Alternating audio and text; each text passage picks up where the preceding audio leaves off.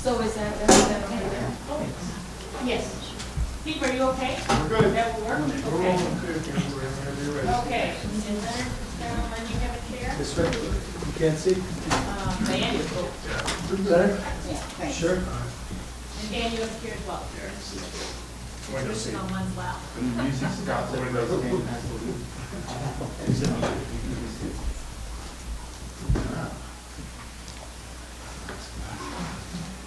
And Steve, are you ready? I'm ready.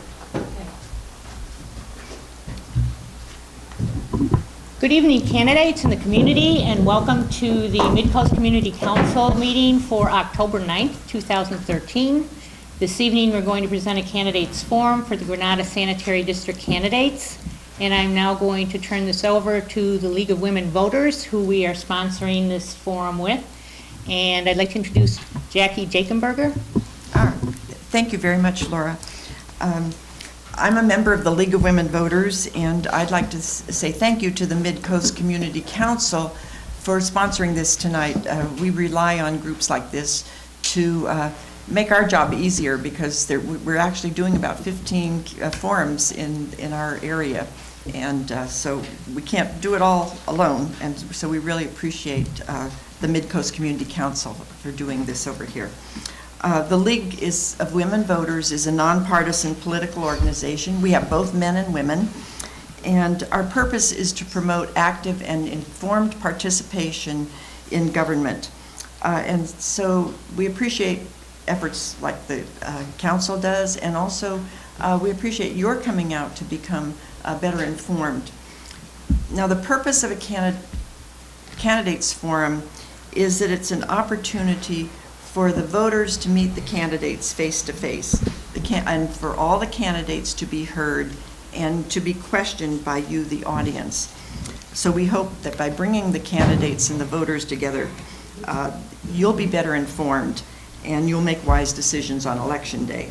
So we appreciate your interest in coming out tonight or in listening in. Tonight you're going to hear from the candidates for the Granada Sanitary District Board of Directors. And I should make an announcement first because we want you to hear the candidates. If you have a cell phone or any of those little electronic devices that might interrupt them when they're speaking, could you turn them off now? Thank you. And I'm also going to ask you to, okay. Sorry. 1 minute, It's 10 off. seconds to turn them off. I'm also going to ask you to hold your applause because it's not a demonstration for any particular candidate. We want you to hear them all. So at the end, we will thank all the candidates with our applause at once. The Granada Sanitary District serves El Granada, Princeton by the Sea, Clipper Ridge, Miramar, and the northern portion of the city of Half Moon Bay from Frenchman's Creek north. So there are 6 candidates for 3 seats, and the term of office is 4 years. We have the candidates seated in alphabetical order, and they're Gail Erickson, Charles H. Hall, Sr., Rick Lohman, Mark Passon, David Seaton, and Leonard D. Warren. The ground rules for this forum are going to be each candidate will have a chance to give their opening statement. They've drawn lots for the order in which they will give their opening statement, so they're not in the alphabetical order in which they're seated. They'll have 2 minutes for the opening statement, and then during the question period, each candidate will have 1 minute to answer each question. All candidates will have an equal time to speak to the question, and so I'm going to ask you to address questions that can be answered by all the candidates, not addressed to just one, because even if it's addressed to one, every candidate will have an opportunity to answer it, speak to it. And then at the end, each candidate will have 2 minutes for a closing statement. So our timekeeper is over here. It's Don Jakenberger, and related. And he's going to hold up warning signs, 1 minute. Then he'll have a 30-second sign. And when the the time is up, he'll hold up the stop sign until the candidates stop speaking. Now, we will let them finish their sentences, but not to go on for a long paragraph after the time is up. Our usher back here is David Carey. He has question cards for and pencils that you can write your questions down. So if you need a question card, raise your hand. If you need it to be picked up and brought up to me, all the questions come up to me as the moderator. So you can raise your hand and David will bring them up here. I'm going to ask you, please, write legibly. I do have, as an experienced moderator, a lot of times if you don't hear your question, it's because I didn't read exactly as you wrote it. It was interpretation problems on getting it. Questions of a personal nature and any that have personal invective will be out of order, and I will not ask those questions. So thank you. All questions are coming up to the moderator. I'll try to sort them by subject, and I'm trying to cover a variety of subjects. So if there's, 6 questions on one thing, we'll try to make sure that that question gets asked, and then but try to cover a variety of issues in the district. So we seldom have time to answer all the questions. I calculate the time out, and we maybe have time for about 9 or 10 questions, depending on how concise everybody is. So we will go ahead and get started with the opening statements. And the candidates, have, as I said, have drawn lots to determine the order in which they will speak. Each candidate has 2 minutes for the opening statement. So our first candidate is Mark Passon. 2 minutes. Is the microphone on? Can you hear me? Yeah, Okay. you can't hear these. Mark Passon's my name. I've lived here in El Granada for 15 years, and like all of us here, we live here because it's a beautiful, beautiful area. Lately, though, I've been concerned about what's been going on with the Granada Sanitary District in terms of pollution in the harbor area and the infrastructure of the sewer system. I also question some of the policies of the current board in terms of purchasing the Burnham Strip for well over $800,000, and I don't see how that improves our sewer system. Another critical factor for me is why a sewer district would try to become a park district. For me, a sewer district is a sewer district. It should focus on that. Lastly, I think there needs to be more cooperation amongst our sister agencies, Montera, Half Moon Bay, to work together because we have one big sewer system that we all thrive on, and we want to maintain our public health in this community. Thank you. Thank you. That was Mark Passon. Our second opening statement is Leonard Warren. Hi, I'm Leonard Warren. I've lived in El Granada for coming up on, actually, the past 20 years. I forgot. I moved here and rented for a while before I decided this was where I wanted to live. I'm, at the core, an environmentalist, very strong environmentalist. And I was involved in environmental politics long before I moved here, starting in about 1981, I think it was. And so when I moved here, I sort of fell into it unintentionally because of what was going on at the Granada Sanitary District at that time, where they were under cease and desist order because of not having enough capacity at the sewer plant and planning on expanding it much beyond what was necessary. And so we spent an excessive amount of money. The plant is overexpanded now. We will never, ever use up the capacity that was built into that plant. But the board at the time I ran was more concerned with making sure that everybody could get a sewer permit rather than preventing pollution. And the number one charge, the primary charge of a sanitary district is keeping the ocean clean. And this district does that very well. We, to avoid wet weather overflows, as part of SAM, we built 450,000 gallons of storage up in Montera, and then we built 205,000 gallons of storage in, more recently in El Granada, so that when there's heavy rains, it doesn't overwhelm the system because we can't get it fast enough down to the sewer plant, and so it's detained temporarily locally. And I don't think I have enough time to cover other things. We've done a lot of proactive work without being ordered to by regulatory agencies. Thank you. That was Leonard Warren. Our next candidate is David Seaton. You have 2 minutes. Okay, thank you. My name is David Seaton. I have been a resident of the Coastside for over 25 years. I'm 29 years old, so just outside of the time I went to college pretty much is when I moved away. Coincidentally, the joint powers with GSD and SAM has been in existence for 25 years.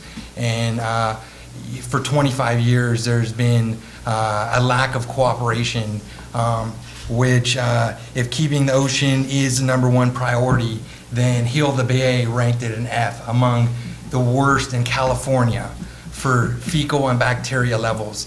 And to me, that is unacceptable. Every coastsider, every person on the coast cares passionately about our beaches. And the fact that for 25 years, it has not been a absolute resolution to keep our beaches clean, understand every facet of our sewer system, which is approaching over 100 years old in some parts.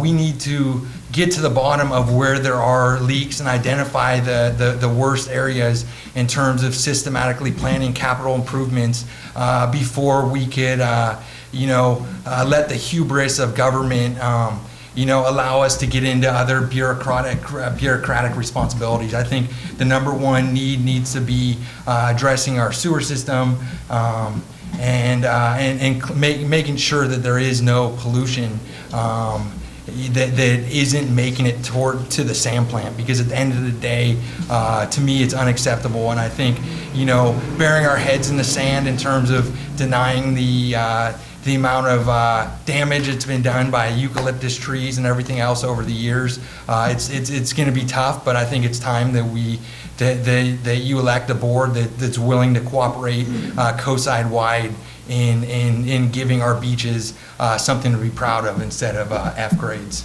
Thank you. Thank you. And that was David Seaton. Next, we'll hear from Gail Erickson. Hi, I'm Gail Erickson. I live in El Granada, and I've been on the Granada Sanitary District for quite some time now, and I'm running for re-election. And I'm very, very interested in, I think obviously our main goal is to make sure that we keep our beaches clean. There's no question there. And obviously that's the most important thing to me. I spend a lot of time there myself. I've been on a number of different boards here that are really focused on keeping beaches clean and that sort of thing, and things like the Coastal Trail Committee I'm on and things like that. So I'm really very, very involved in that. Another thing I also do support is I support the Granada Sanitary District's application to become a community service district, because I really think that's very, very important. We need that in our area. We don't have anything like that. And I think everybody's probably aware of the fact that the county doesn't provide very much in the way of parks and things like that for us here.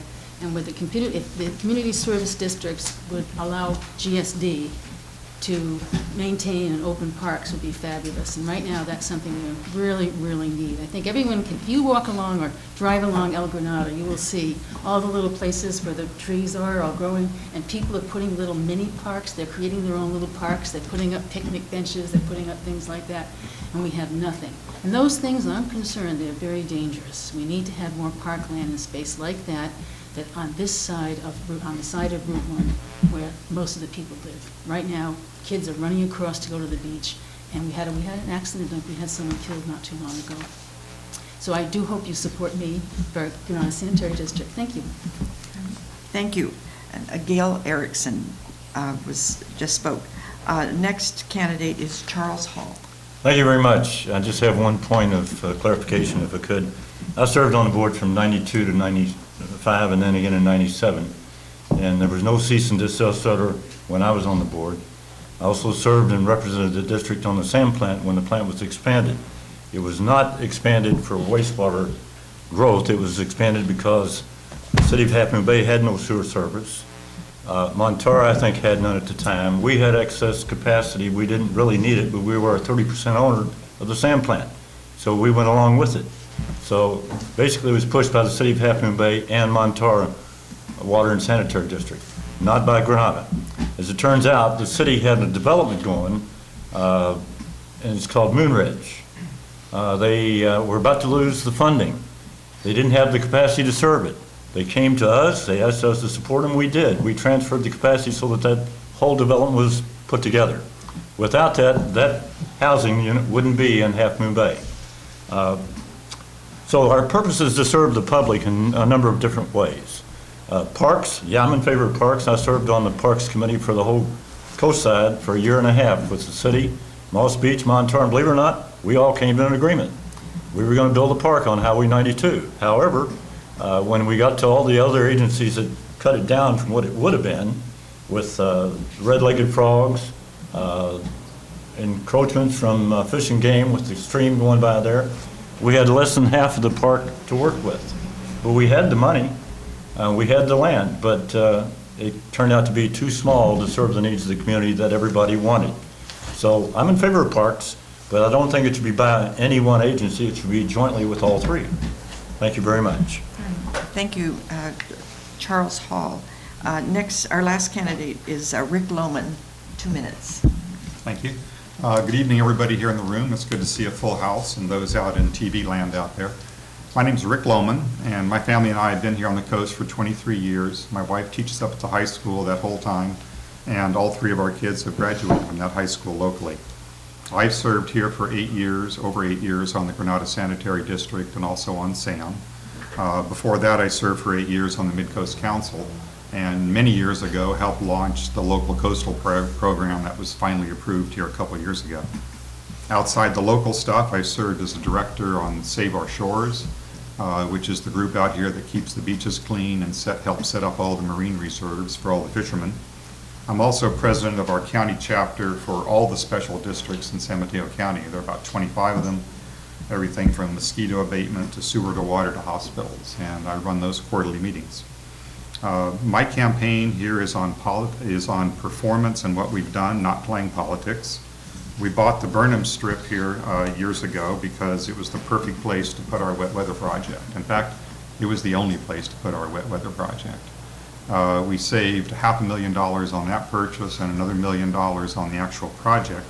And this was $8 million cheaper than the alternatives that were being pressed at the time. We launched a pilot recycled water project through SAM to show that we could do recycled water on the coast. And I'm here to do the district business efficiently and inexpensively.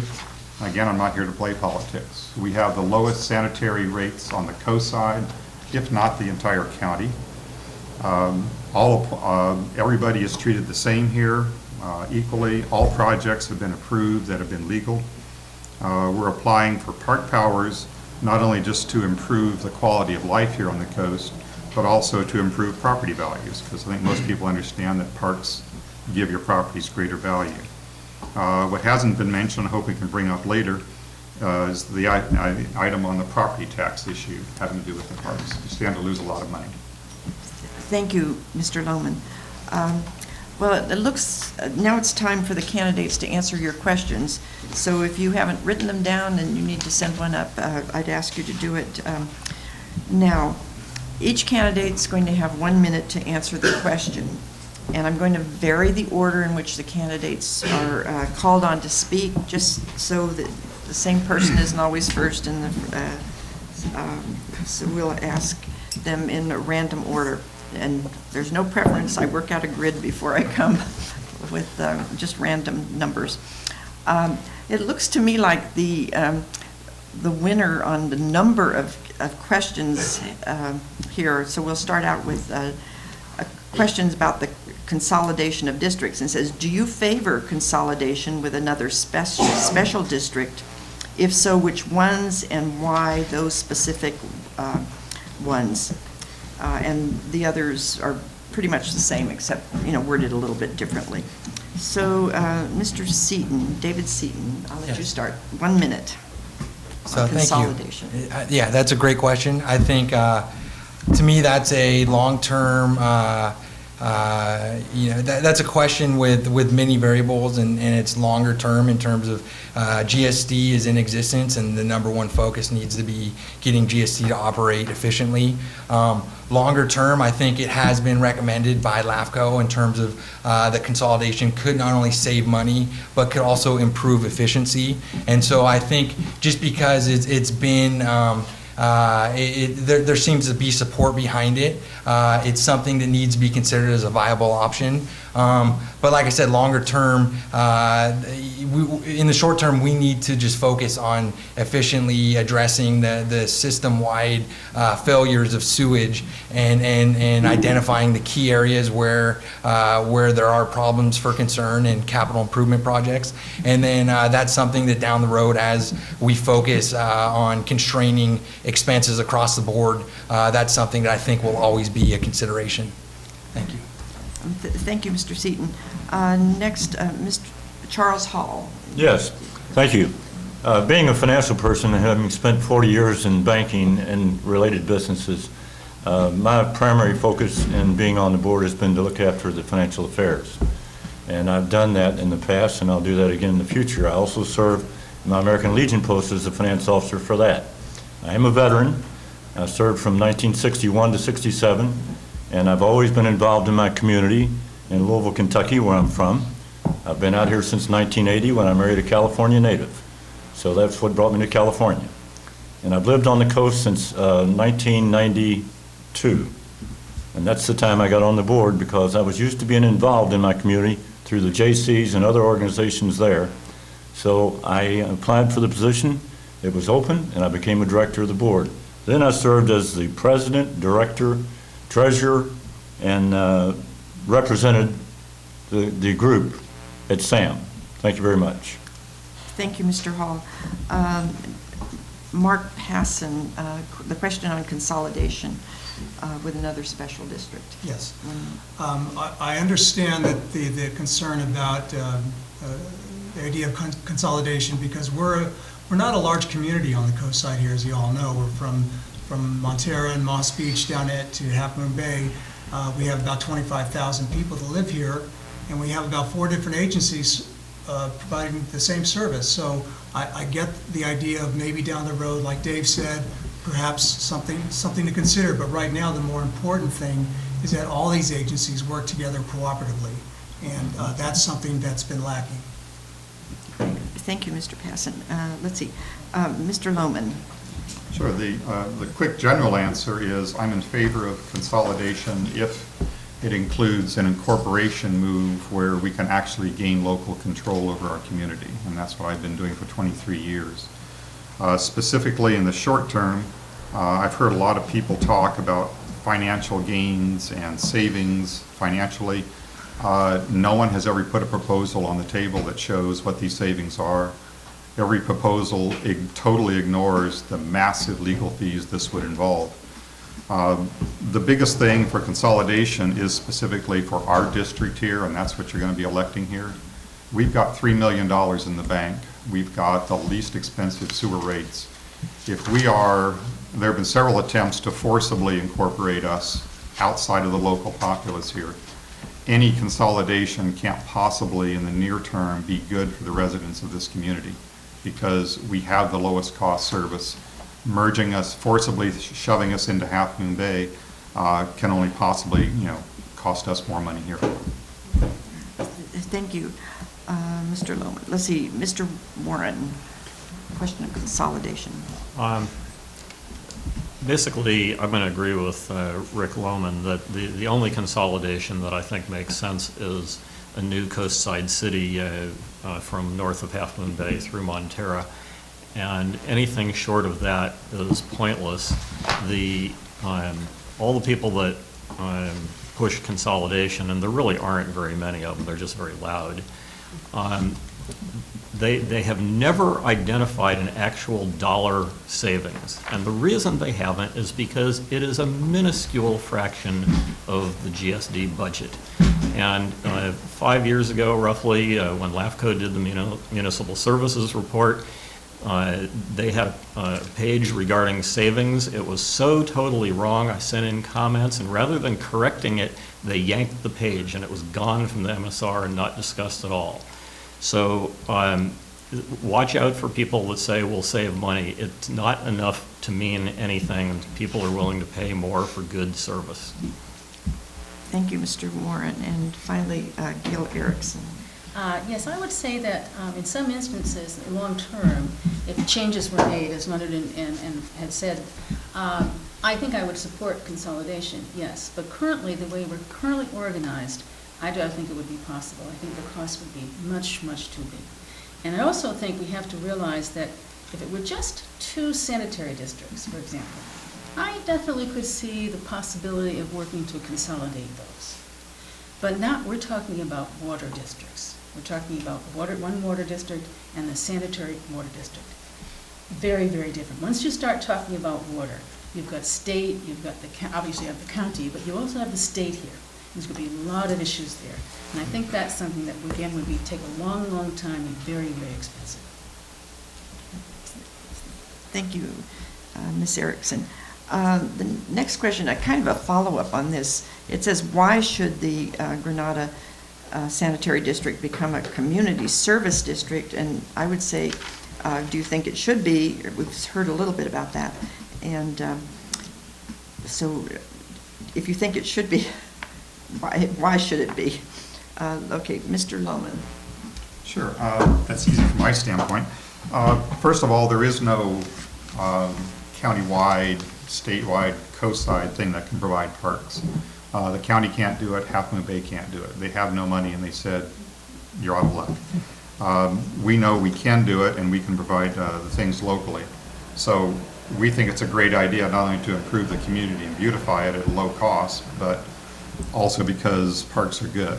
The big issue is one reason we're forcing this or trying to get this in is that the state and the county are trying to take our property taxes. This is not just us, but everywhere around. If they take our property taxes, we will have to raise rates because they're just taking our money away. If we can allocate those property taxes to something like parks, we can preserve that money and they can't take it. So you have we're looking at the choice between having parks and keeping our property tax, or losing our property taxes and raising our rates and not getting parks. Thank you, Mr. Lohman. Ms. Erickson. Yes, I support everything that Rick just said, particularly the issues having to do with some of the mechanics of this, the cost and what he's talking about there is really important. So on the practical side, that's one thing. But on the other side, I sort of take a look at the fact that we really need to have parks in this area. We have nothing. And I think that we have an illegal entity. We also are a park. Some locals have created their own park, a private park in Moss Beach. And I think we learned that that's not easy for individuals to do, or small groups to do. You have to have some sort of government entity take on an activity like that. And Granada Sanitary District would be able to do that if we get reorganized. Because right now, we have an area where we really desperately need that. And I just welcome anybody who wants to walk along Balboa Street in El Granada. You'll be able to see all the little parklets that people are creating. And my concern is there's the need, we have to address that need, and I think GSD can do that. My other concern is it's dangerous, the way it is right now. Thank you. Mr. Warren, question, should the GSD become a community service district? Yes, because as Rick said, of course he got that from me, the state, ever since Prop 13 in about 1970, has been trying to take away the property tax that's collected by enterprise districts. An enterprise district is a water district or sanitary district that provides a service and can charge a fee for that service. So sooner or later they will succeed at taking away our property tax, and at that time we'll have to raise the sewer service charge. So, and we will get nothing for it. But if we reallocate the property tax to supporting local parks, then we'll still have to raise the sewer service charge, but we'll get something for it. And it also will allow us to shift it gradually over time, so there won't be some really big hit all at once. We can start out shifting a very small amount of money. The CSD is a multifunction district, and that's a vertical consolidation. The consolidation that everybody's talking about is a horizontal consolidation.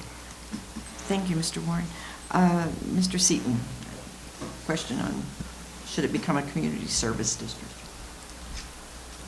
You know, I think that everyone up here shares the same needs, that we need greater parks in both, you know, quantity and quality. And I think Gail has brought up, you know, some great points in terms of good examples of community-based efforts that's private citizens going out. And I think if you look at the long-term even development of El Granada, the architectural design with the strips, you know, I think there could be community-based efforts that don't cost anything and that could greatly beautify our area. I think the key issue is that before we go into too many other areas, we need to focus on the original structure of why GSD is here. And I think until we have maps of our sewer systems, until we have an SSES, a sewer system evaluation survey, knowing exactly the long-term damage of some of our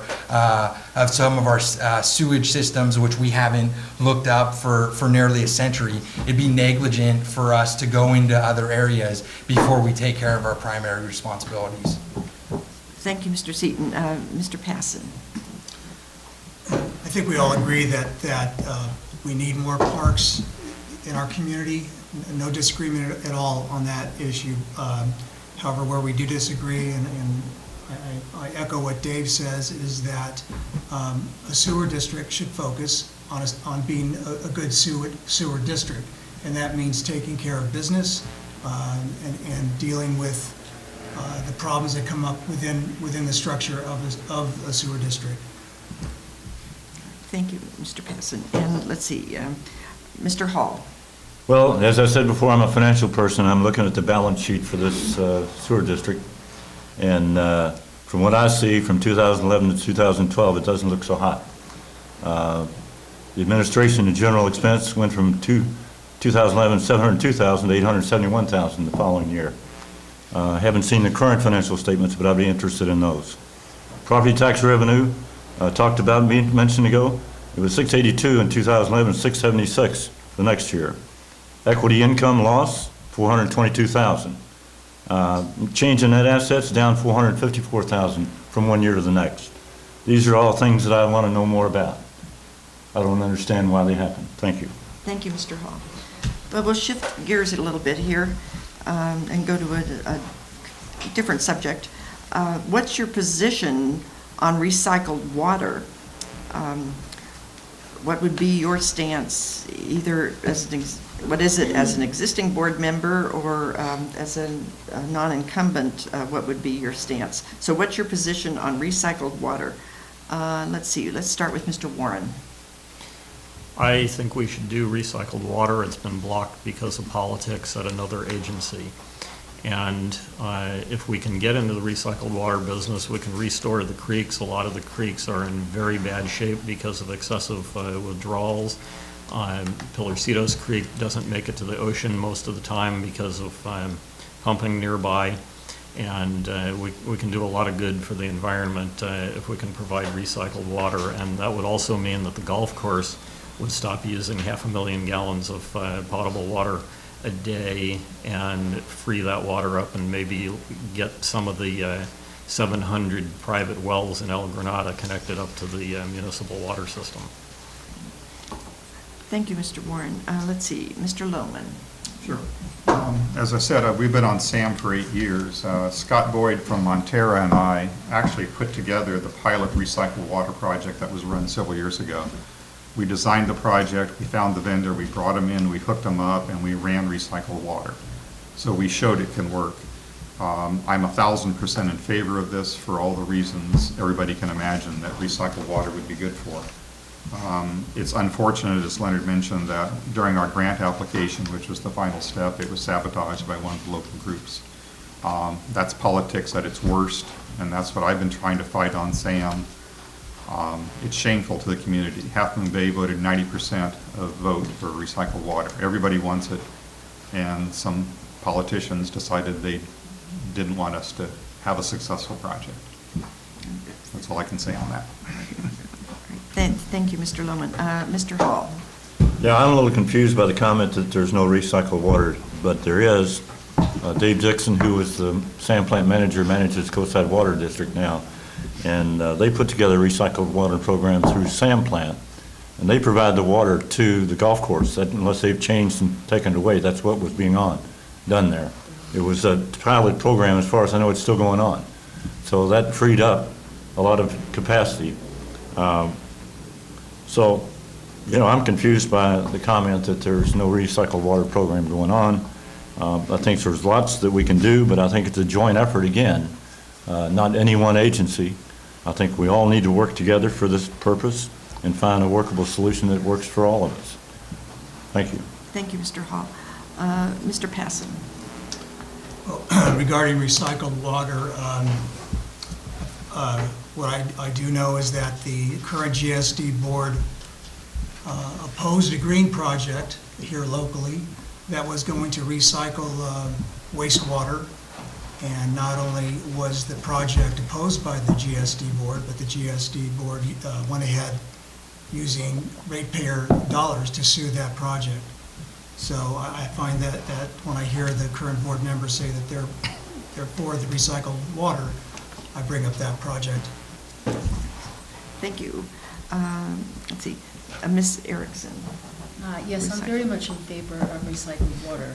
And I think that it's something that it's not easy to do. It's going to be a big project. And I think it had been approved at one point in time, as we know. It was going in and it got stopped kind of in the midst of that process. However, I think it's really critical that we do it. And I think that one of the important things I've heard is that we need to find other places where they're doing recycled water.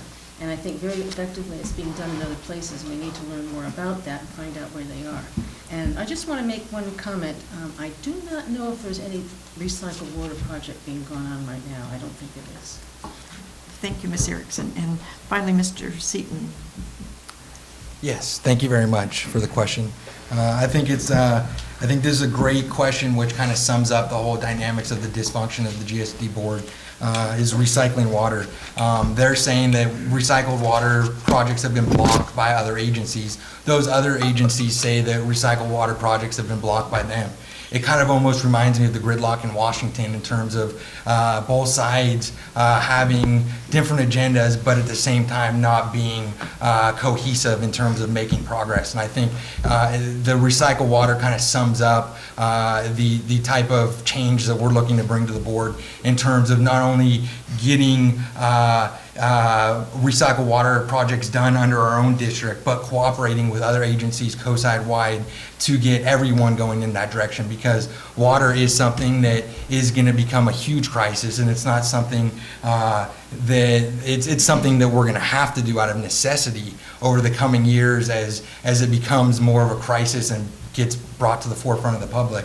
And it's something that we need to do coastside-wide with all the agencies. Thank you, Mr. Seaton. Well, here's another little, and this is, I guess, it's sort of addressed to, first off, to the incumbents, but also, I think the second part, everybody can answer about their ideas on it. So it says, why did you purchase the Burnham Strip just to put in storage tanks? That's the first part of the question, but it says, what are you going to do with the rest of the strip? And I think that the non-incumbents could say, you know, give their ideas about the Burnham Strip and what might be done with it. So let's see, let's start with Ms. Erickson. The reason it was purchased, as you know, was the availability of that particular land, which was owned by the Harbor District. And there was a need to have a place that could be used for something like the wet weather overflow. And I think if you remember, we're having a lot of dry days lately, dry weeks, dry months, years. But there was a time when it was just the opposite here, when we had too much rain. And there was a lot of flooding in the air, and we really needed to do something about that. And that was one of the reasons why that was required. Thank you. Mr. Seaton. So obviously, I wasn't involved in that decision. I have heard many different viewpoints that the project could have been done, potentially even better quality, better design, better location, without having to purchase the land. I think the project needs to be isolated, separate from the acquisition of the land, because I think that's where the discrepancy is that the purchase of the land didn't necessarily need to occur if the whole system-wide co-side interest would have been taken into consideration in terms of what's truly in the best interest of all co-siders. I think now that the land is owned by GSD, I think we need to do what we need to do with all of our assets in terms of looking at a short-term and long-term strategy in terms of what's in the best interest of the community. Thank you, Mr. Seaton. Let's see. Mr. Lohman. Great. Let's be real clear on the history of the Burnham Strip. Before it was purchased, this was debated for over 3 years among all the agencies. It narrowed down to 2 projects. One was a $10 million parallel pipeline project that would have had massive problems getting through the Coastal Commission. The other one was about a $2.5 million project, which included purchasing the Burnham Strip, which was the perfect place to put a storage tank because it is gravity fed. There are no pumps, there is nothing involved with it. If the sanitary plant can't handle the load, it backs up automatically into these tanks. As the sanitary district empties its production, it immediately flows down the same pipelines. This was, again, 1/4 of the cost of the other project, including Burnham Strip. And the future will be, that's one of the reasons on our application for going to parks. We can't do anything until we have parks powers, so that's what we hope to gain and improve with our parks. Thank you, Mr. Lohman. Let's see, next, Mr. Warren. Could you read the question again? Well, it was said, why did you purchase the Burnham Strip? Just to put in storage tanks, and what are you going to do with the rest of the strip? So, We purchased it because that was the only place that this project could be built. And the problem going after Rick is that I end up repeating things that he said. This is a really elegant project and cost a lot less to do because of that, because it fills by gravity and it empties by gravity, and that means that because of the third world power that we have here, where every time the wind blows while it's raining, the power goes out, this project will function totally without power. Why did we buy the land? Because you don't build something you can't move on land you don't own. And as for why there instead of somewhere else, because there is literally no place else that it could be built with the gravity system. Any other place would require pumping and have been a much more expensive project to build. Plus, we have the land to greatly expand it as we see climate change in the future. We're going to have more severe storms, and that's going to require expanding the project 10 or 20 years from now. thank you, Mr. Warren. And Mr. Hall. Yeah, I'd just like to give you a little history on the Burnham Strip, if I could. I was on the board charged with the responsibility for the distribution of the cost for the sand plant expansion. And as such, we assess people on undeveloped properties, at least one ERU. Anybody that wanted more could sign up for more. That was owned by the Harbor District, which we were not authorized to assess. So we had a meeting with them. Their share to cover that capacity for that property would have been $300,000. They wanted us to lend them the money. I said, if you want to borrow money, go to the bank. The Sanitary District is not a lender for you. So that's basically what happened with that property. It was owned by the Harbor District. No sewer service was available to that property, so it couldn't have been developed, period. As far as the tanks in the ground, several people I know very well that worked at the sand plant said, just build a bigger line, the main line extension. There was a pump station there that force mained it to the sand plant, and that was a better solution. Thank you, Mr. Hall. And finally, Mr. Passon. Yes. Well, I earlier had mentioned that I questioned the judgment in the purchase of the Burnham Strip, and I don't want to repeat what's been said already. However, if the members are talking about having a park, land on, I guess, on part of the Burnham Strip. If you've ever gone by that Burnham Strip area, you'll smell the area, and I certainly wouldn't want to park on that type of land. As far as what to do with it in the future, I think we could put our heads together and figure something out at some point. Thank you. Let's see. The next question is a little bit long, but since parks have come up quite a bit, I think we'll go here next. What are your top 3 priorities for active recreation on the coast? And the writer says, please be specific and don't say open space. And what would you like to see happen with the half pipe for skateboarding on the Burnham Strip? Let's see, Mr. Hall. I think it's great for the kids to have the half pipe. I think it was a neat thing that somebody built for them. I really was a little concerned when I saw the article in the paper about it, and the comment from the Sanitary District was, I don't know if that's the right use for this, and yet on the other hand, they talked about having it for a park. So I thought it's a great thing for kids to do. It keeps them off the street, it gives them some occupation, something to do. That's basically how I feel about that, but the odor is a situation I'd like to go back to, because I talked to one of the business owners that's right behind it, and she says that sometimes their customers just leave.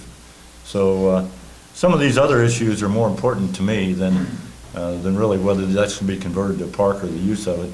It could have been done a different way. The main line could have been increased in size, but it's the same 14-inch main line. It was a pump that took everything to the sand plant, and the sand plant can handle it. It was built up to handle it.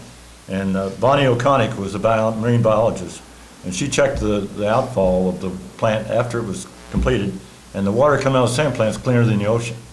So if you want to check that out, check her out. That's her. She's a master in microbiology. Thank you, Mr. Hall. Mr. Passon, and they did specifically ask 3 top priorities for active recreation as part of that. It's a long question for 1 minute. Well, again, I'll just repeat that I think we've all said on the panel here that we're for more recreation, more parks. But several of us have repeated that the focus we really feel for this GSD board is to focus on matters of the sewer district. I wholeheartedly would support another entity that will work with our community on developing more parks and recreational space. But the focus, I think, of this board should be solely on having an adequate and safe sewer system for our public health. Thank you, Mr. Passon. Let's see, Ms. Erickson. As a community service district, if GSD were to become a community service district, I certainly would recommend that we have community meetings. We need to find out what do people want. The county has done a lot of surveys, but they've done surveys of the whole coast side. And what we want to do is I would want to have people come in for meetings to tell us what they want for our specific area, not the whole coast side. And I think that that would be the first thing we'd have to do. I think that's the most important thing, public outreach. Thank you. Mr. Lohman. Sure. Following up what Gail said, the public meeting is October 17th, Thursday, over at the Granada School, and we would like everybody's input on that. As far as active recreation, I've been a sports fan my whole life. We can't do anything unless we have parks powers. We can't put benches up, we can't strike fields, we can't do anything. So the first thing is getting parks powers as a community services district. Also, the land we have is not really good for active, like soccer fields or something like that. So if we are to move into the active recreation, which we would like to do joint ventures with the school districts, which we are already talking to, we would have to acquire fields. Now, the park district, you can acquire fields. We would put large purchases up to a vote of the community and things like that. But on the little neighborhood parks and the little avenues we have and things like that, you can't have soccer fields. So we can't do active recreations until we actually acquire properties, hopefully with the school district. Thank you, Mr. Lohman. Let's see, next, Mr. Sure. Yeah. Stop the clock. I mean, if everyone agrees. Conservation's getting too heated. Oh, thanks a lot. Thank I'm you. sorry to interrupt. Okay, thank you. Let's see, next is Mr. Seaton, priorities on recreation. Yeah, I think the nature of this question and kind of the direction that this forum's going in terms of Parks and Recreation, I think is kind of at the essence, the fundamental problem of GSD taking it over. But when I look at the website over the last 6 years, I see almost nothing related to meeting agendas, related to the sewage system, the leaks, what's going on. And so I think it's fundamental that it's such a big issue, Parks and Recs. You need a separate board that's focusing all their time on ecotourism, team sports, extreme sports, competitions, from everything from skateboarding to surfing. That's a very complicated issue. You know, I think that it's once again, it's kind of the hubris of government to think that that we could take over and provide great Parks and Rec services as far as GSD without and ignoring the sewer system problems that are ongoing and not improving the filling grades with our beaches. I think until we could fundamentally prove and take accountability for that, I think that that it's not in the long-term interest of the COSI community to have two subpar organizations. Thank you, Mr. Thank you. Seaton. And let's see, last, Mr. Warren. The question as submitted is a when did you stop beating your wife question, because the Parks and Rec needs assessments that the county has done 3 times over the last 20 years. All of them are consistent, and all of them show passive open space as the number 1, 2, 3, and 5 desires of the community. And so only the 4th one of the top 5 is active rec. That said, I'm not into active rec, and I recognize there's a great need for it. And so what we would do, and we will start this at the town hall meeting, at our board meeting next Thursday, is ask the community, what do you want us to do? And so I don't think it's appropriate for me to say what I would do, because I don't know what the community wants. I want to do what the community wants done. Thank you, Mr. Warren. There were quite a few things on the park, and so I think your community is working on that. So here we get a little bit more into your own interest. What is there about managing a sanitary district that's of interest to you? Why are you running? That makes it interesting to you? And this is specific to a sanitary district. Mr. Passon. Good question. I never dreamed of running for this position, and it took some time to look at the problems that we've all discussed here this evening to make me realize that, as I said earlier, I don't want to be a passive participant. I want to be a part of the change for improvement, and there needs to be improvement with our sewer system, as we've talked about. So it's a good question, because I never dreamed of running for a sewer board, but I feel that some of us have to get up from the sidelines and take a stand and run for this position. Thank you, Mr. Passon. Mr. Hall. Just real quick on recreation. Anybody that wants recreation, come to the Half Moon Bay Horseshoe Pits at Smith's Field. We have 16 horseshoe pits. Been there since 1987. There's no support by the Parks Department. We do it ourselves. We host 13 national tournaments a year there. We have people from all over the state to come here. Oh, excuse me. Yes. What was the question again, please, ma'am? What's there about managing a sanitary district? Well, the thing I that's thought was interesting? pretty interesting about it, since I did come with some prior board experience from Kentucky, that I had some things to share and I had some things to learn. And I did share some of those things with members of all 3 agencies. The lawyer that was on the board at MSD and I were actually ones that renegotiated the union contract for the employees at the sand plant. A lot of people found her offensive, but I found her very cooperative. So everybody has the skill to offer, and mine was to, if you will, to negotiate and put things together financially for the better good of everybody. Thank you. Thank you, Mr. Hall. Mr. Seaton. Yes, great question.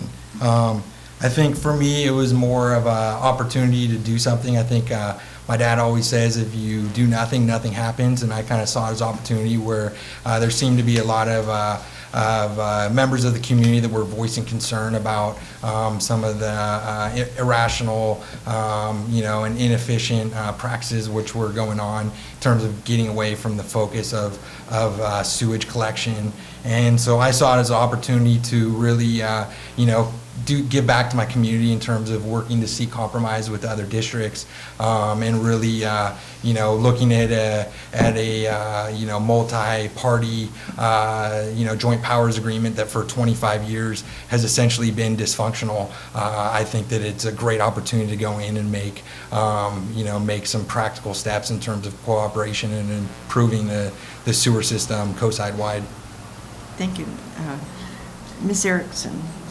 I think it's the type of utilities like this, the water district, the sanitary districts, are really important ones to be on that people forget about.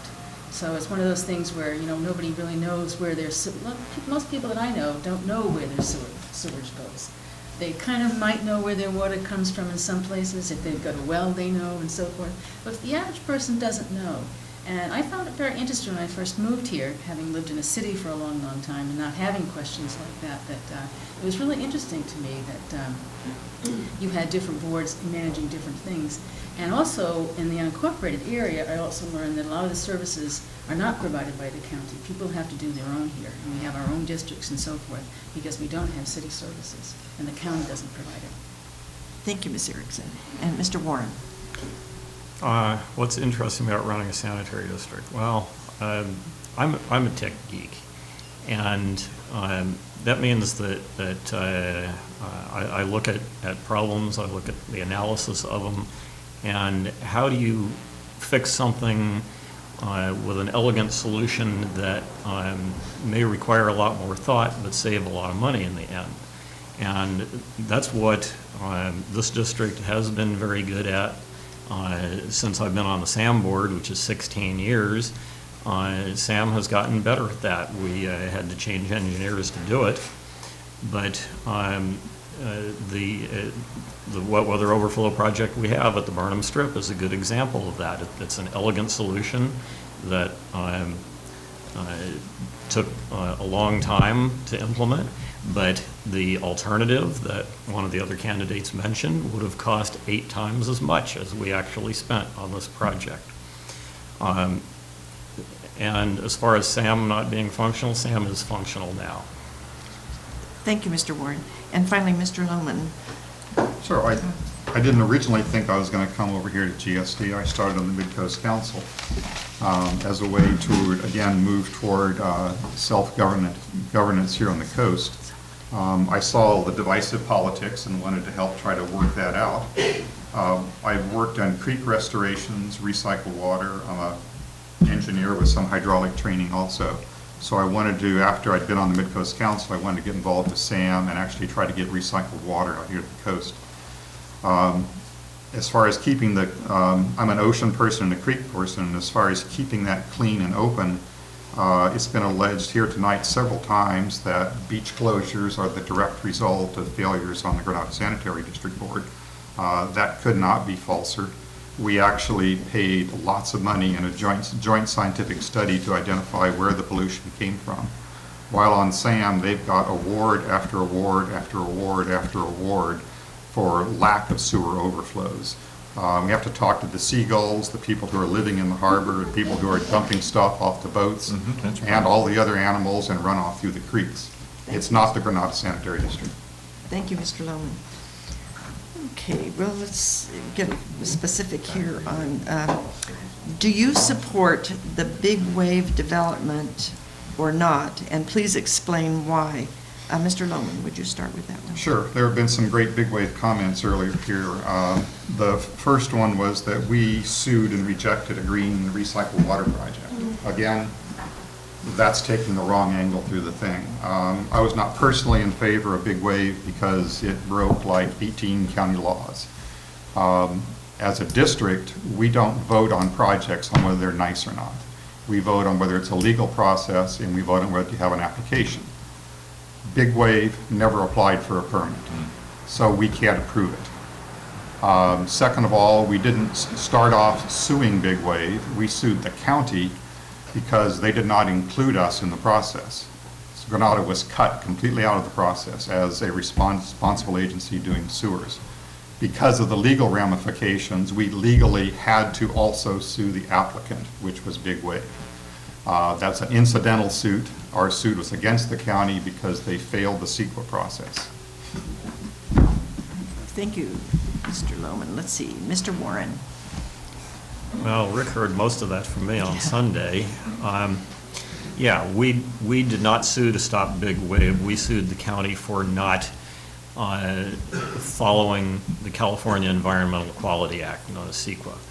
And unfortunately, and the district was not happy about this, CEQA requires in that type of lawsuit that we also have to name the real party in interest, which was the Big Wave applicant. We did not want to sue Big Wave. The state law forced us to, because we were protecting the district's interests with the county not following the law. As far as the project itself, if they submit an application, it will almost certainly get approved. They refused to submit an application. They have yet to define to this district what the project actually is. And once they do that, the district staff will be able to evaluate the project and make a recommendation to the board. Personally, I thought it was a great project in the wrong place. It should be in downtown Half Moon Bay. Thank you, Mr. Warren. Mr. Hall. Well, I happen to Big Wave. support Big Wave. I think it's a good idea. I know some of the individuals that would be involved. I go to church with them.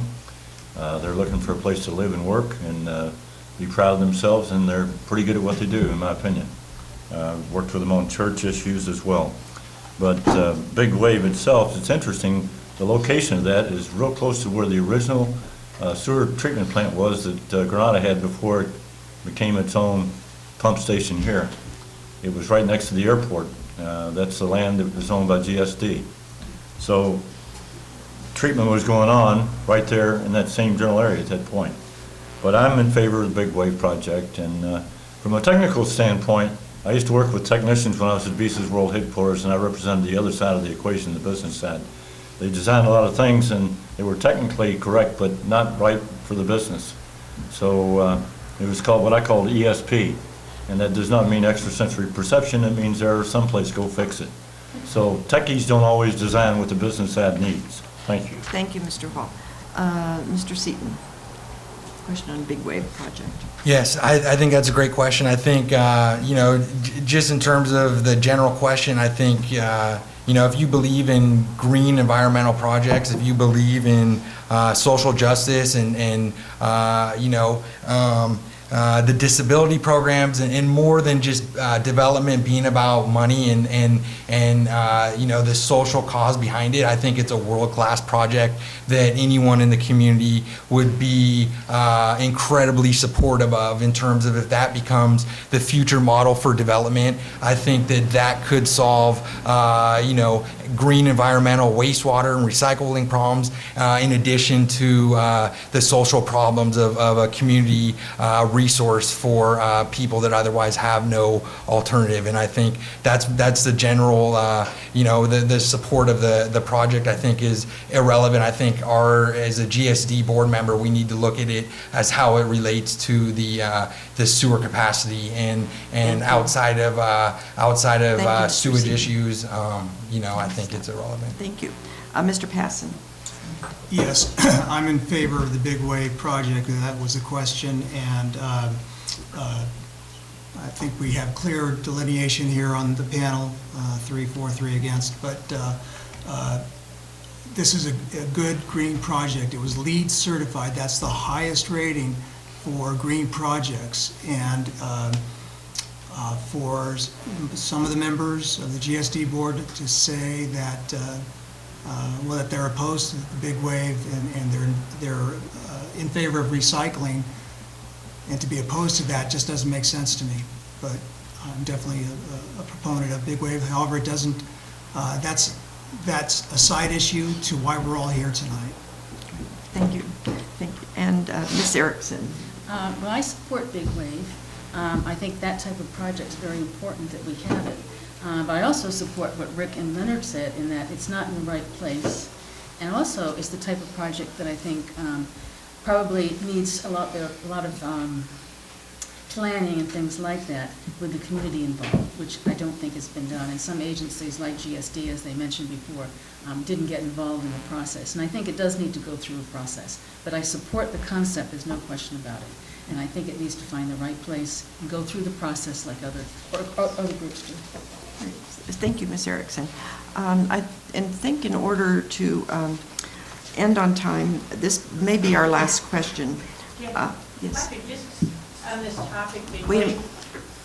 I want to let people know that there's going to be a presentation from Scott Holmes on the changes in the project, and that'll be the first Midcoast Community Council meeting in November. And he'll give a presentation with time for questions and comments. Thank you, Laura. That probably would have been a good announcement at the end of the mic. I'm not sure if it's picking up at home, but we'll go on to the last question here. I guess depending on how talkative everyone is, but this may be our last question.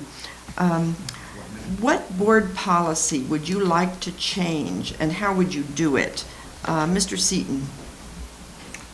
You know, I think the board policy that I've thought about, which I think is the most difficult in terms of addressing, is some of the environmental sewage pollution and the accountability which is going on between GSD and SAM. I believe that we're putting our community at risk by not having really defined reporting policies, and I think that it is definitely a difficult issue as far as once it gets raised, what's the best practices towards going about that. But I think it's something that if we ignore in the short term, it's something that could have incredibly harsh ramifications both financially and environmentally if we don't have a precise idea of our system-wide sewer system, which can only be done by doing something like a sewer system evaluation survey, which identifies the key areas which need to be addressed. Thank you, Mr. Seaton. Thank you. Mr. Lohman. Sure. Our policies have evolved over the decades here, and I think we've got a good set of laws. We have a good set of how you apply for sewer permit. If you follow the rules, it's a slam dunk. It doesn't even come before the board. So a lot of our policies, all you have to do is read them and operate them. On things like working with SAM, and again, SAM has received numerous awards. On our board, you can't quite see it here, but this is a computer-generated map of every single pipe we have in our entire system. SAM has a similar thing. Every single pipe is aged by difficulty. Every single incident from a lateral failure to anything else is totally mapped. You can look history of pipes. We have a plan in place, one of our good policies, to steadily replace all the old pipes as we go. We don't just sit here and wait for something to blow up. And again, we treat everybody exactly fairly. We expect everybody else to follow the law, which is what we swear we do here. Thank you, Mr. Lohman. Mr. Passon, what board policy would you like to change and how? Well, I don't know if it's a policy, but we've been talking about it all night, and that's and we're getting back to the districts wanting to expand into a park service. I have to strongly say that should not be the purview of the sewer district. And I think that's just wrong-headed to go in that direction. There's other ways to develop parks and recreation in this area. Thank you, Mr. Passon. Mr. Hall. Just want to bring up one thing. Some members of this board were involved in this, and several years ago, before the district, they actually were renting here, and they attempted to purchase this building for over $1 million. And it was done behind closed doors. They didn't follow the rules of the law. It required public hearings with the people to even be considered. So that technically was shelved because of that, because it was found out that it had not been aired by the public. And the other question is, why would you spend $1 million for this building with one FTE and a board that meets once a month? That's a lot of money out of the assets of the district to spend for an office. And it's mostly one employee and a part-time at times, and all the files here. We used to store the files in the garage of the part-time clerk that we had. We didn't need fancy offices. We were there to do the business of the sanitary district. So some of those things are things that bother me financially, as well as a former board member. Thank you. Thank you, Mr. Hall. Ms. Erickson. I don't have a specific policy that I'd want to change, but on the other hand, some of the things that I just heard, I have never heard of before. I have no idea how long ago that was, but it certainly was not in my jurisdiction, and I have never even heard of it. So when that happened, I have no idea. And I think as far as I'm concerned, there's no specific policies that I want to change. Thank you, Ms. Erickson. And finally, Mr. Warren. Is there any? As far as policy change goes, the only thing that I would change from the current direction is I think we need to go to usage-based charging for sewer. Granada's the only agency I know of that charges all residential customers the same flat rate. As far as the other accusations that are being made, there is no pollution problem. You only hear about it every 2 years, specifically October right before the election. Other than October right before an election, there's no pollution problems in this district. As far as knowing what we have in the ground, we do in fact have a capital asset management system that tracks the map on the wall is actually a multi-layer printout from that system, and it has in it the age of all the pipelines. Last year, I think it was, we just replaced some 1920s pipe, which predates the district by almost 4 decades. Thank you, Mr. Warren. We're supposed to end at 8:30, so it'll be time now to go to our closing statements. There are still other questions, but a lot of the questions still had to do with consolidation, pollution, and probably things that would only be applicable if there was a consolidation of some sort. So if you have questions, I'm sure that individual board members would be willing to talk to you afterwards if your question didn't get asked. We always have more questions than we have time to ask, and so but we appreciate your being here and submitting all these good questions. So now each candidate has 2 minutes for a closing statement, and we always reverse the order from that of the opening statements. So our first candidate for closing statement will be Rick Lohman. Thank you, and thanks everybody for showing up tonight. I want to hit 2 points. One, we're not cramming parks down the throats of our constituents. The current process is to get LAFCO approval to bring the question to the citizens of this district to vote. If the citizens of this district don't want parks, in June they can vote and say, we don't want parks. Boom, it's over. It's not us forcing this. Second, this is a district that rules by law. We don't rule by, do we like this person, do we like that person. The new Big Wave project, the second version is coming up, which looks a lot better than the first district, the first version. As soon as they apply and go through the California law process, which every elected official here who's elected and has applied for election has sworn to follow, then we will follow. If they submit a legal project that's approved by the county, boom, it's a slam dunk and they're in. So it's not, I don't have personal feelings. I know some people who apply for things. I know some people who, I don't necessarily love when they apply for something. That doesn't matter. If we don't follow the law in this district on every decision that we do, we set this district up for multi-million-dollar lawsuits. If you deviate one little thing, there are people out there who are watching you every single day and every single decision. And if you vary or skip something or miss a period or do anything in your writing, they are waiting to nail you and take you to court. So this is we have a great lawyer, and we do a great job of following the law here. If you want that kind of leadership, and we've listed lots of accomplishments that we've done here in the past. If you'd like to continue with that group, then please vote for us in early November. Thank you very much. Thank you. That was Rick Lohman. Next, we'll hear from Charles Hall. Yeah, I'll just try and keep this to 2 minutes. I'm just going to read you resolution number 720 in the district's files. A resolution commending Charles H. Hall for distinguished services, Director of the Granada Sanitary District. And whereas Charles H. Hall served as director from July 92 to September 95, serving as president from June 93 to January 95, vice president 95 to September 95, and treasurer from July 92 to May 1993. Charles H. Hall kept a sharp eye on the financial affairs of the Granada Sanitary District, adding many improvements in record keeping and recommending expenditures which improve the efficiency of the running of the district.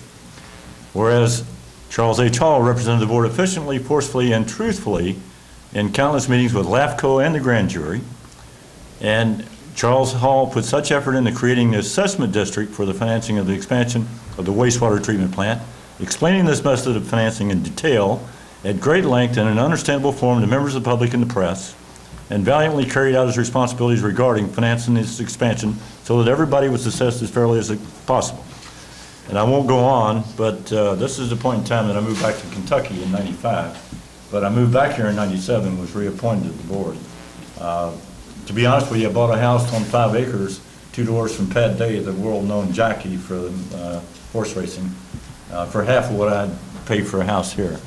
But all I did was work during the day as a consultant for a company that I used to work with the people of the bank I was with, and cut grass the rest of the time. Grass grows in Kentucky while you're watching it.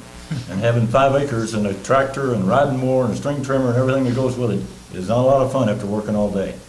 So, and my kids were back there and grandkids, which is one of the reasons that I moved back there. But they were too far away from me. I was 20 miles towards Cincinnati from Louisville, Kentucky, where I'm from. So, fortunately for me, the slide was closed at that time and my house didn't sell. It was on the market, so I called them and said, take it off the market. I moved back. Thank you. Thank you. That was Charles H. Hall, Sr. Next candidate for closing statement is Gail Erickson, 2 minutes. I live in El Granada, and I've lived in El Granada now for just probably over 10 years, maybe 11 years. And I do really think it's one of the best places you could ever live. I love it very much. On the other hand, I think it's really important that we have some processes in place that we don't have right now. And I'm a big supporter of recycling water. And I know that that's something that a lot of people think is a great idea and some people don't think is a good idea. But I think it's really a good idea, and I think it's something that we have to be addressing here on the coast side. And if we don't, we're going to be in problem. And I think right now, now is the time to start looking at that. And we may be too late even. And I know we have to work with other agencies. There's no problem with that. I think I work with other agencies quite well. I've been on other agencies like Midcoast Community Council.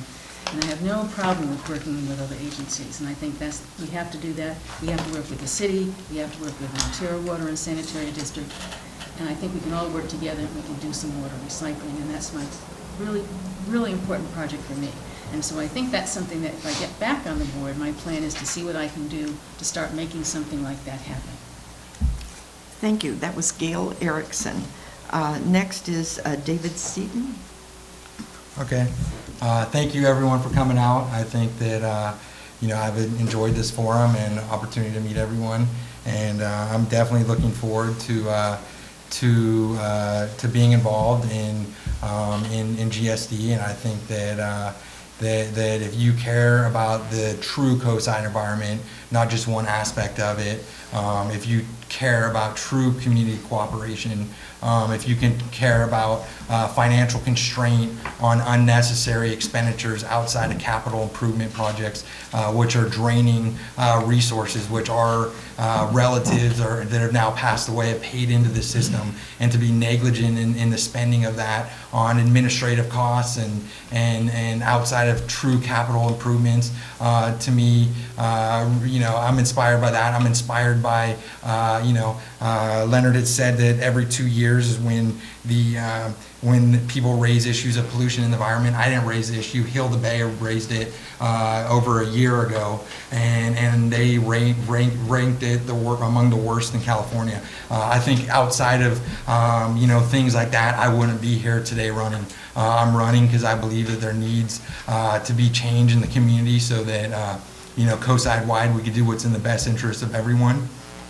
And I think that I think everyone's been very cordial tonight, but I think on the other hand, I have seen instances of dysfunctional aspects of the board and condescending remarks towards the public in terms of, I had almost brought a tear to my eye watching some lady on YouTube that's getting, that was at a board meeting recently and very well spoken and was in disbelief at the practices the GSD board was taking in terms of, messing with the deed to her property, which has been in the family for generations. And I think those kinds of things is which has inspired me to run, and I look forward to getting involved. Thank you, Mr. Seaton.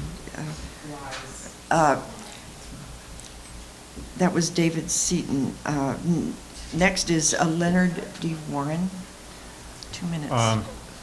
Yeah, in 2 minutes, it's kind of hard to respond to much of the false accusations, so I'll try and get something up on leonardwarren.org addressing the myriad of misstatements and some outright false accusations. For example, the Heal the Bay issue is specifically Capistrano Beach next to Barbara's Fish Trap. And there have been multiple investigations over many years. The problem started in 1989, and it's been definitively proven that that problem has nothing to do with this district. And yet, every election cycle, we hear about that. As far as the reorganization to a community services district, when you look at the statewide inventory of sanitary districts of our size, if I recall, well over half of them are not sanitary districts. They are, in fact, community services districts, usually doing parks and rec, sometimes doing landscape and lighting. So it is a fairly standard thing to do multiple functions on a vertical consolidation, a full vertical consolidation. There are 483 of them in the state of California. They're called cities. And somehow a city manages to do multiple things. So the accusation that we can't do more than one thing is just ridiculous. I would say that as far as fiscal responsibility, I joke that copper wire was invented when I was fighting with a director at Monterra. And I'm one of the only elected officials, if not the only one, that I know that every time we're looking at an expenditure, I do the arithmetic in my head, dividing the cost of the project by how many ratepayers we have and determining how much money it is out of every one of your pockets, and I consider that. Thank you. And that was Leonard D. Warren. And finally, our last closing statement is from Mark Passon. You have 2 minutes. Well, thanks again for inviting me and the rest of the panel here tonight. A couple of comments. I hear what Leonard said about that there are other sewer districts that can be multi-diverse and doing other things besides sewer districts. That may be great, but if you're not focusing on the problems at hand as a sewer district, then it behooves you then really to focus on what you're legally focused on doing, and not on other endeavors if you're not focusing on the job at hand. And on another point that was made earlier, Big Wave was brought up again, and and I agree that we follow the law, whether the current board stays in power or new members are voted in. We do follow the law, and the fact is that the Big Wave project was approved by the San Mateo Planning Commission, and that was the law there. So I just wanted to point that out. And lastly, I have many years of experience in the public sector as a manager and a counselor, and with that experience, I have learned how to be a good listener, using common sense and good judgment skills. And I think those are skills that apply to someone who serves on this board and working as a team in league with other sister agencies here on the coast side. Thank you. Thank you, and that was Mark Passon. You can find additional information about these candidates on the League's Smart Voter website. It's smartvoter.org. all the candidates have been invited to put their information up. I checked, and we're still waiting, but we have bookmarks here to remind you. They can link to their own websites and give you more information than you'll find in the ballot pamphlet. So we like the candidates to use that. And now, I think it takes a lot of courage for anybody to get out and run for public office. And so even if you're not a winner, I think it's that we need to thank them for coming and for sitting here, actually, and sharing their views with us. So please join me in thanking our candidates.